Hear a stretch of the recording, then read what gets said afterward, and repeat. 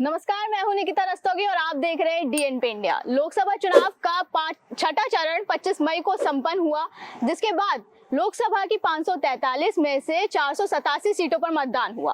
BJP का दावा है कि वो 5वें चरण के बाद ही पूर्ण बहुमत हासिल कर चुका है, तो वही विपक्ष का कहना है कि भाई बीजेपी तो इस बार 200 सीटें भी पार नहीं कर पाएगी। ऐसे में धरातल का सच क्या है, उसको जानने के लिए, उस पर चर्चा करने के लिए आज हमारे साथ मौजूद हैं हमारे सहयोगी राहुल चौधरी, जिन्होंने चुनाव में ग्राउंड पर जाकर जनता के मूड को बेहद करीबी से समझा है। सर, बीजेपी का दावा है कि वो 5वें चरण के बाद ही पूर्ण बहुमत हासिल कर चुकी है, तो वहीं विपक्ष कह रहा है कि बीजेपी इस बार 200 सीटें भी पार नहीं कर पाएगी। तो ऐसे में धरातल का सच क्या है, किसके दावों में कितनी सच्चाई है? देखिए, पहले तो डीएनपी इंडिया के सभी दर्शकों को मेरा नमस्कार।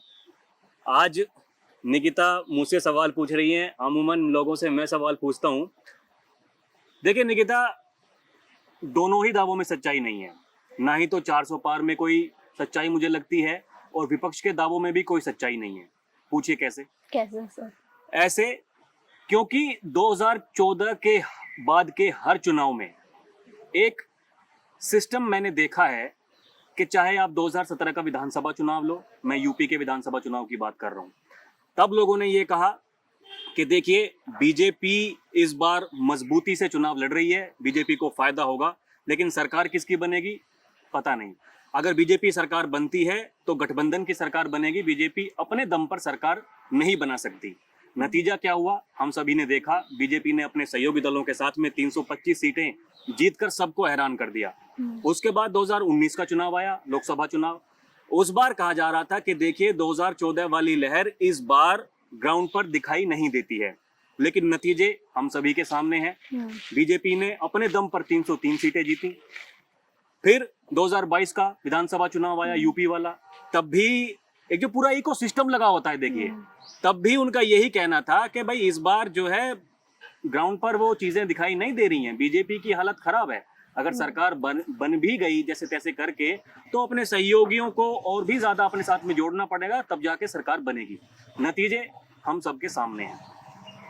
इस बार चुनाव की बात करें, देखिए पूरा का पूरा चुनाव 6 चरणों के चुनाव के बाद, पहले चरण से लेकर के छठे चरण तक हर चुनाव के बाद मुद्दा बदला और इस चीज को बीजेपी ने खूब बुनाया। विपक्ष के पास में पूरा का पूरा चुनाव खत्म लगभग हो ही गया, उनके पास में इस सवाल का जवाब अभी भी नहीं है कि प्रधानमंत्री का चेहरा कौन। 1 तारीख को उनकी मीटिंग है, ठीक, ये दबाव बनाने के लिए तो मीटिंग कर रहे हैं कि मीटिंग हमने 1 तारीख को रख दी है। एक तरह से अगर आप सोशल मीडिया देखिए, उठा करके कितने भी आप किसी भी चैनल्स को देख लीजिएगा, एक पूरा इकोसिस्टम ये बताने पर लगा हुआ है कि बीजेपी बहुमत से बहुत दूर है और इस बार उनकी सरकार नहीं आ रही है। जनता में एक आक्रोश है, जिस वजह से लोग त्रस्त हो चुके हैं और बीजेपी के लिए मतलब कहीं कुछ जगह है ही नहीं।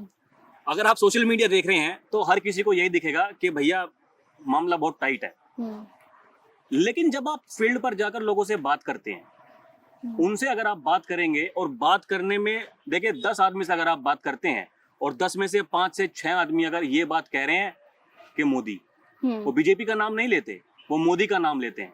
यानी कि चुनाव में सबसे बड़ा फैक्टर मोदी है। बीजेपी मोदी के चेहरे पर चुनाव लड़ रही है और विपक्ष मोदी के चेहरे को ही भुना रहा है। उनका ये कहना है कि देखिए हमारे पास तो इतने सारे नेता हैं, हम जब चुनाव जीत जाएंगे उसके बाद में हमारे संसदीय दल की बैठक होगी और बैठक के बाद में हमें अपना पीएम उम्मीदवार हम चुन लेंगे। लेकिन वो सब इतना आसान नहीं है। चुनाव से पहले ही ममता दीदी देखिए आप कभी कुछ बयान देती हैं, कभी कुछ बयान देती हैं, कभी कहती हैं कि हम बाहर से समर्थन करेंगे, कभी कहती है कि हम अंदर से समर्थन करेंगे। बंगाल में टीएमसी कांग्रेस अलग अलग चुनाव लड़ रहे हैं। केरला में देखिए आप वाम खेमा अलग चुनाव लड़ रहा है। खुद राहुल गांधी की सीट पर सीपीएम ने अपना उम्मीदवार खड़ा कर दिया। पंजाब में देखिए आम आदमी पार्टी कांग्रेस आमने सामने है, दिल्ली में गठबंधन है। तो कहीं ना कहीं जनता के मूड में ये इस बात को समझ चुकी है जनता कि उनके पास उम्मीदवार कौन, वो किसके नाम पर वोट दें। 400 पार का नारा तो बीजेपी ने दिया, अब लोग कह रहे हैं कि बीजेपी पर ही बैकफायर कर गया। अब कितना बैकफायर किया चुनाव के नतीजे बताएंगे। लेकिन चीजें ये हैं, धरातल पर जो एक बीजेपी के खिलाफ इंडिया गठबंधन का जो एकजुटता होना चाहिए था, वो कहीं दिखाई नहीं दी। अच्छा सर, इस बार के चुनाव में कहा जा रहा है कि एंटी इनकम्बेंसी दिख रही है, तो एंटी इनकम्बेंसी एक बहुत बड़ा फैक्टर बना हुआ है इस बार के चुनाव में, तो आपके हिसाब से क्या लग रहा है कि एंटी इनकम्बेंसी है या प्रो इनकम्बेंसी है? देखिए, एंटी इनकम्बेंसी की अगर बात आती है तो जहां बीजेपी के पहले से सांसद थे, अपने संसदीय क्षेत्र में चुनाव जीतने के बाद में जो गायब रहे, उनके खिलाफ एंटी इनकम्बेंसी है। अगर देश के प्रधानमंत्री के खिलाफ एंटी इनकम्बेंसी की बात करें तो मैं उस चीज से सेटिस्फाइड नहीं हूं, क्योंकि अगर बार बहुमत हासिल करने के बाद, प्रधानमंत्री बनने के बाद तीसरी बार भी अगर कोई मुद्दा है तो वो केवल प्रधानमंत्री मोदी का नाम है, तो मेरा मानना यह है कि उनके खिलाफ एंटी इनकम्बेंसी नहीं है। जहां जहां बीजेपी के सांसद थे अपने संसदीय क्षेत्र में, जो कि चुनाव जीतने के बाद में गायब रहे, वहां पर एंटी इनकम्बेंसी है। अच्छा, बात करें अगर राजनीति को अलग दिशा देने वाली पश्चिमी यूपी की, तो आपने पश्चिमी यूपी की भी सीटें कवर की हैं, तो वहाँ की जो राजनीति है वो जाट, मुस्लिम, दलित समाज के इर्द गिर्द ही घूमती है, तो आपके हिसाब से किसके पक्ष में नजर आ रहा है ये समाज इस बार? देखिए, पश्चिम यूपी नहीं, पूरे यूपी में इस बार नेक टू नेक फाइट है। तकरीबन 30 सीटें ऐसी हैं जहां आमने सामने की लड़ाई है, एनडीए और इंडिया गठबंधन। बहुजन समाज पार्टी ने कोशिश तो की पहले चरण में, दूसरे चरण में अच्छे उम्मीदवार देने की, लेकिन धीरे धीरे जब तीसरा, चौथा, पांचवा, छठा चरण आया तो बीएसपी वहां पर गुम दिखाई दी। उनके उम्मीदवार इतने प्रभावी नहीं थे। दलित वोट बैंक, मुस्लिम वोट बैंक उत्तर प्रदेश की कई सीटों पर प्रभाव डालता है। हम पश्चिमी उत्तर प्रदेश की बात करें तो यहाँ पर देखिए, चुनाव से ठीक पहले बीजेपी ने आरएलडी के साथ में गठबंधन किया। अब बीजेपी को ये लग रहा था, मैं आपको बताऊं कि 2019 में बहुजन समाज पार्टी, समाजवादी पार्टी और राष्ट्रीय लोकदल, तीनों पार्टी का गठबंधन था। उसके बावजूद बीजेपी 80 में से 62 सीटें जीतने में कामयाब रही। 2 सीटें उसके सहयोगी दल अपना दल एस को मिली, यानी कि 80 में से 64 सीटें, जहां लग रहा था कि अब तक का सबसे मजबूत गठबंधन, जब 2 विपक्षी दल समाजवादी पार्टी, बहुजन समाज पार्टी एक साथ मिलकर के चुनाव लड़े। लेकिन उसके बावजूद भी जब गठबंधन में शामिल होकर चुनाव लड़ते हैं ना, तो देखिए, ये कहा नहीं जा सकता कि समाजवादी पार्टी का वोट बहुजन समाज पार्टी को जाएगा या बहुजन समाज पार्टी का वोट समाजवादी पार्टी को जाएगा। ठीक इस बार बीजेपी और आरएलडी के साथ में हुआ। बीजेपी का कोर वोट बैंक था सवर्ण जाति, और इस बार लोगों ने उसी बात को भुनाया। खासकर देखिए, मैं किसी का नाम नहीं लेना चाहता हूं, लेकिन बहुत सारे पत्रकार इस तरह की बातें सामने आई। उन्होंने कहा कि देखिए, सवर्ण जाति तो इस बार नाराज है बीजेपी से क्योंकि आरएलडी के साथ में गठबंधन हो गया, और ये चीजें ग्राउंड पर भी थी, लेकिन उस हद तक नहीं थी जितना मुद्दा बनाया गया। मैं चुनाव के दिन भी या चुनाव से पहले जब लोगों के पास में गया, उनसे मैंने बात की। देखिए, उनका ये कहना था कि जो बड़े नेता होते हैं सवर्ण जाति के, खासकर क्षत्रिय समाज के लिए बोला गया कि भाई इस बार जो है बिल्कुल बीजेपी को वोट नहीं दे रहे हैं, वो विरोधी। लेकिन ऐसा मुझे नहीं लगता कि ऐसा कुछ था। नेताओं की नाराजगी अलग हो सकती है, लेकिन वोटरों के प्रति नाराजगी उतनी नहीं थी। 10, 20, 30% के लिए मैं कहता नहीं। जिस दिन नतीजे आएंगे आप उस चीज को देख लेना कि किसने वोट किया है, कितने प्रतिशत तक वोट किया है। पश्चिमी उत्तर प्रदेश में जाट वोट बैंक एक बड़ी भूमिका निभाता है। बिल्कुल। बीजेपी ने इस चुनाव से पहले ही जितने भी चुनाव हुए, तो क्या जाटों की पार्टी माना जाता है राष्ट्रीय लोकदल को, तो उस हिसाब से तो सारे जाट राष्ट्रीय लोकदल के पास में जाने चाहिए थे। फिर वोट बैंक कैसे छिटक गया? वो इसलिए छिटका क्योंकि कभी कभी जिस भी समाज के जो वोटर्स होते हैं वो अपने नेताओं से आगे बढ़ के दूसरी पार्टी को वोट डालते हैं। जैसे पहले राष्ट्रीय लोकदल के साथ में हुआ, कई बार हुआ। इस बार भी ये बातें तो कही जा रही थी कि भाई हाँ, अब जब राष्ट्रीय लोकदल के साथ में बीजेपी का गठबंधन हो गया है तो मुस्लिम और खासकर जाट समाज को साथ लिया जाएगा। जाटों को लामबंद करने में कहीं ना कहीं हद तक पार्टी कामयाब हुई है, राष्ट्रीय लोकदल। जो लोग पहले बिखरे हुए हुआ करते थे, मतलब बीजेपी के पास में चला गया 40% वोट बैंक और 60% चला गया राष्ट्रीय लोकदल के, कहीं कहीं 70-30 का भी अनुपात होता था। लेकिन इस बार वो लामबंद हुआ है। जाट वोट बैंक की मैं बात कर रहा हूँ। 1-2 सीट की अगर बात छोड़ दें, देखिए जैसे मुजफ्फरनगर सीट है, मुजफ्फरनगर सीट में कैंडिडेट उधर से समाजवादी पार्टी के भी हरिंदर मलिक थे, वो भी जाट थे। तो वहां तो आमने सामने की लड़ाई है और वहां जाट वोट बैंक भी काफी हद तक आमने सामने हुआ है, इस चीज को डिक्लाइन नहीं कर सकते। लेकिन उसके बावजूद दूसरी सीटों की अगर हम बात करें, बागपत की बात करें, हम गाजियाबाद की बात करें, मेरठ की बात करें, तो वहां पर मतलब जाट वोट बैंक एक हुआ, लेकिन मुस्लिम समाज अगर हम कहें कि भाई वो लामबंद होकर के एक तरफ चला गया, ऐसा नहीं हुआ।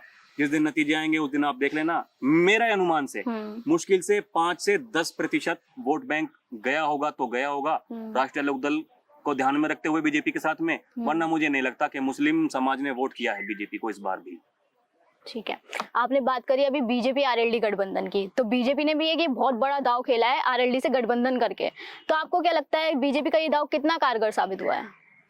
देखिए, हर चुनाव एक अलग नजरिए से लड़ा जाता है। अब आप कहें कि बीजेपी तो पहले ही जीत रही थी, तो राष्ट्रीय लोकदल के साथ में गठबंधन करने की जरूरत क्या थी, जब अपने दम पर आप पहले जीत गए। बागपत जीत लिया, मुजफ्फरनगर जीत लिया, 2014 में भी, 2019 में भी, जो भी राष्ट्रीय लोकदल का गढ़ था, आपने उनसे उनका गढ़ छीन लिया, उसके बावजूद भी आप गठबंधन कर रहे हैं।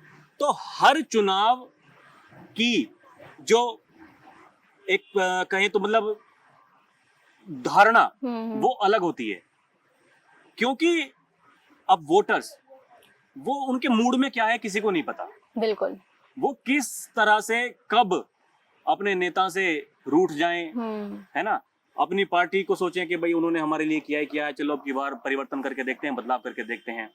तो कहीं ना कहीं ये बात जो हमने धरातल पर जाकर लोगों से बात की और जो जनता ने बताया कि बीजेपी को शायद लग रहा था कि इस बार उन्हें नुकसान होगा पश्चिमी उत्तर प्रदेश में, इसीलिए वो आरएलडी को अपने साथ में लेकर के आए कि देखिए आरएलडी साथ में अगर आ जाएगी तो, और ये लोगों के मन में भी थी बात कि लड़ाई ही वहां पर राष्ट्रीय लोकदल और बीजेपी के साथ में हुआ करती थी, आपस में हुआ करती थी, लेकिन इस बार दोनों पार्टियां साथ में आ गई, तो इस बार तो लड़ाई है ही नहीं। लेकिन हमने देखा कि लड़ाई भी है, फाइट भी है, कई सीटों पर पता ही नहीं किसकी जीत किसकी हार होगी।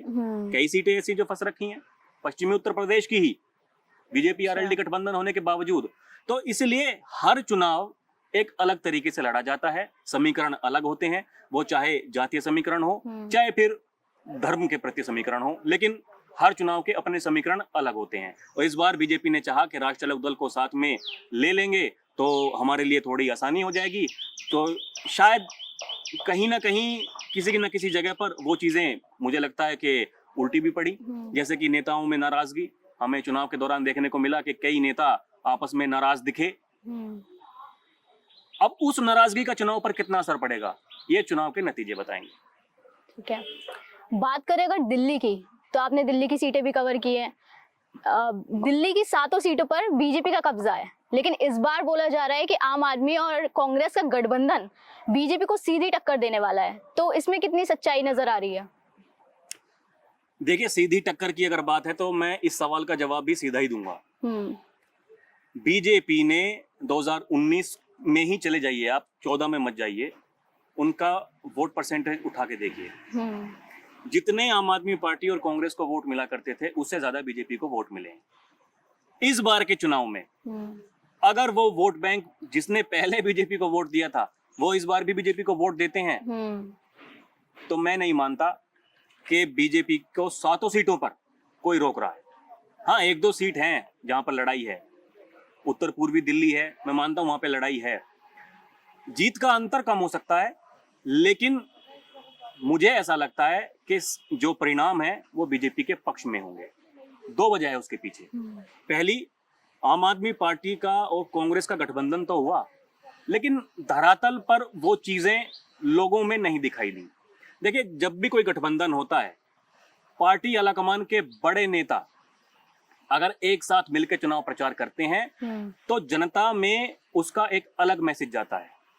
देखिए, जब इस चुनाव प्रचार का आगाज हुआ था तो मेरठ में प्रधानमंत्री मोदी ने जनसभा करके उस चुनाव प्रचार की शुरुआत की थी।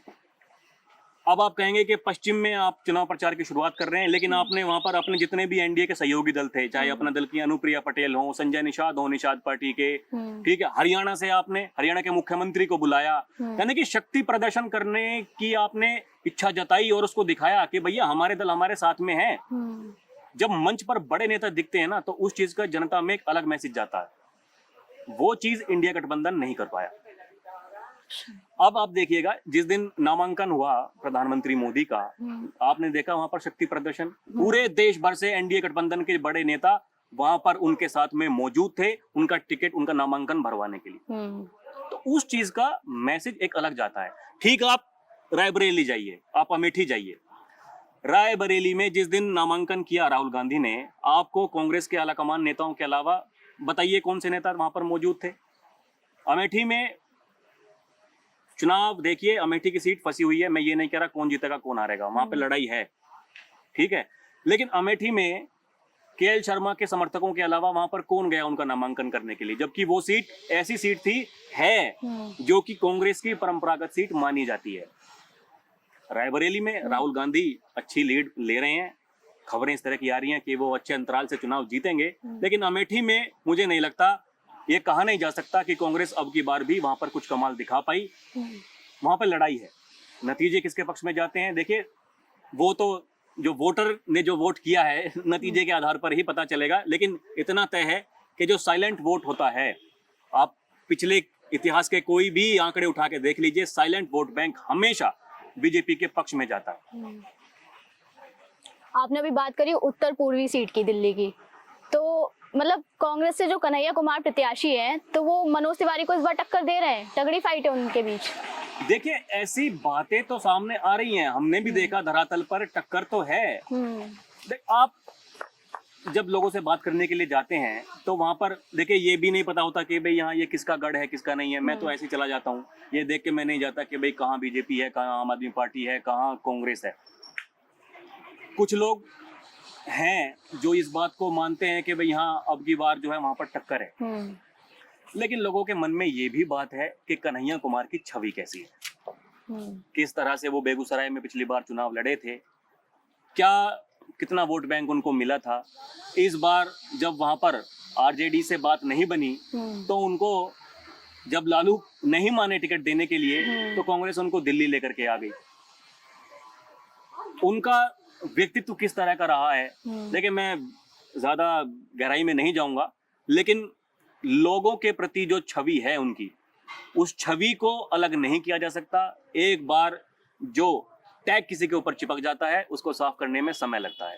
अब क्या लोगों ने उसको भुला दिया होगा, तब तो बातें कुछ अलग है।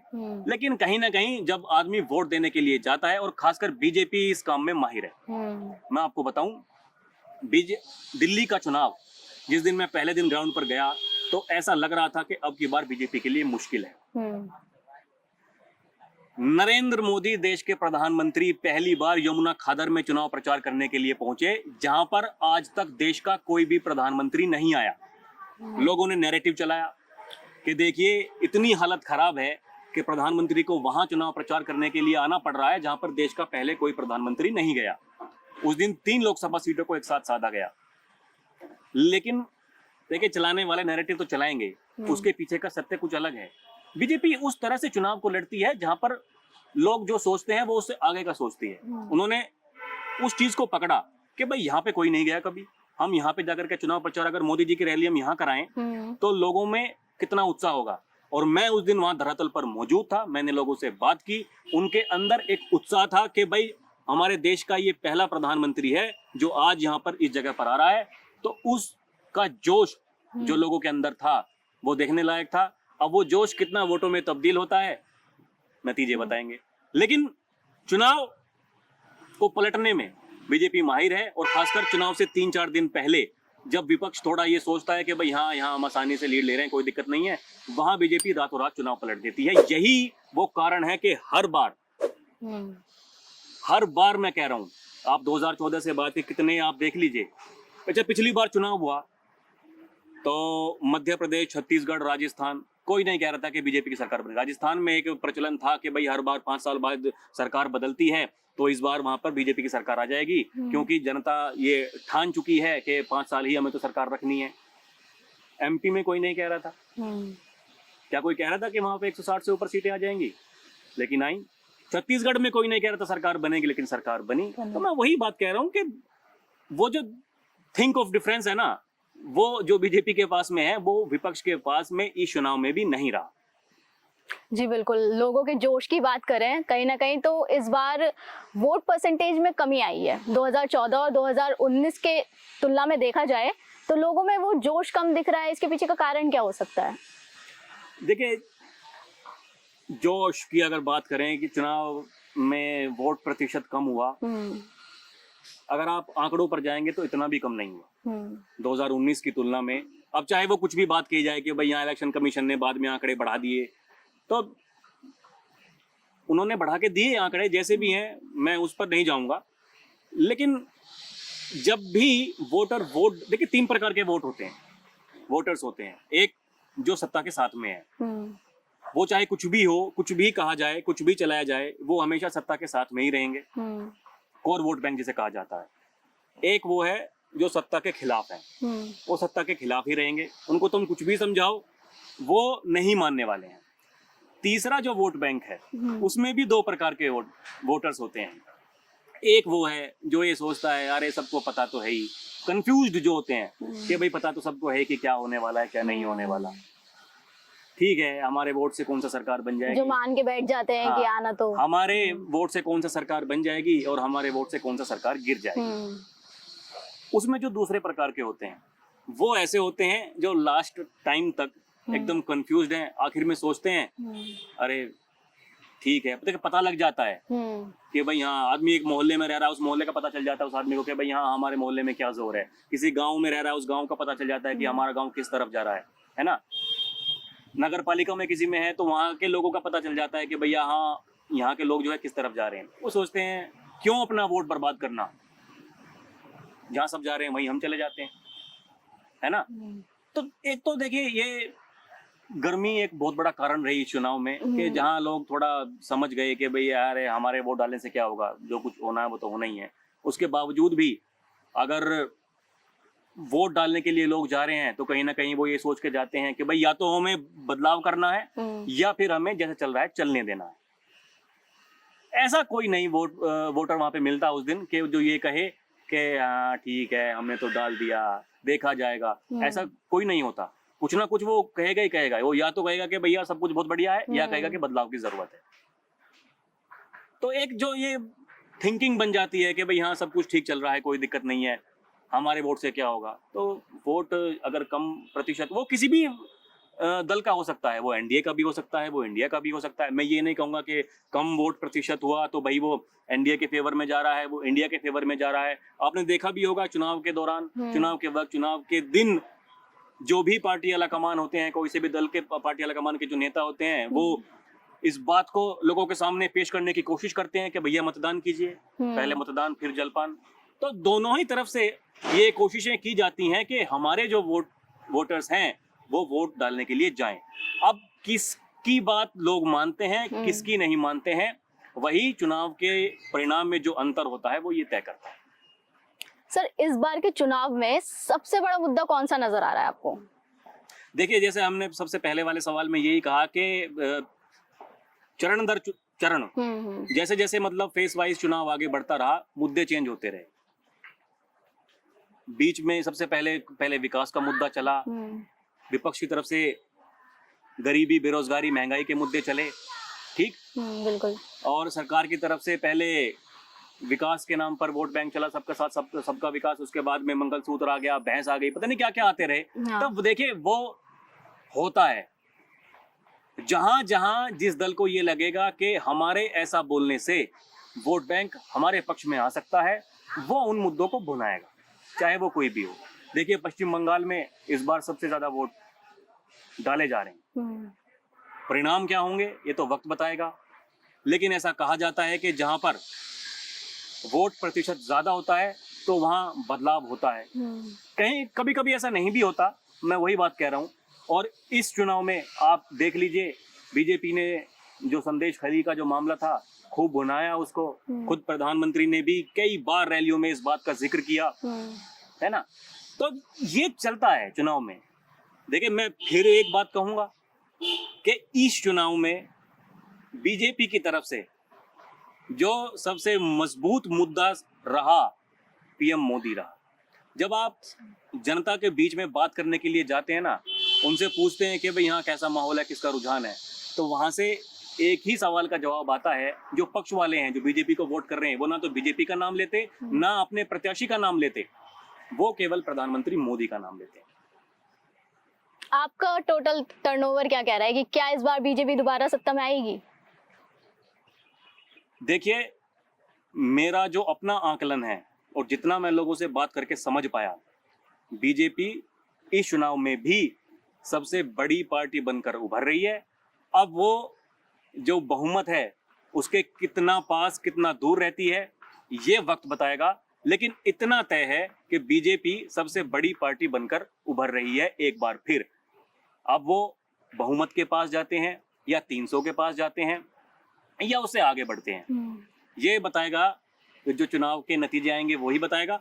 लेकिन इतना तय है कि सबसे बड़ी पार्टी बीजेपी बनकर उभर रही है, और जब भी कोई पार्टी सबसे ज्यादा सीटें लेकर के आती है तो राष्ट्रपति उसी को न्योता देता है कि भैया आइए, अपना बहुमत सिद्ध कीजिए और अपनी सरकार बनाइए।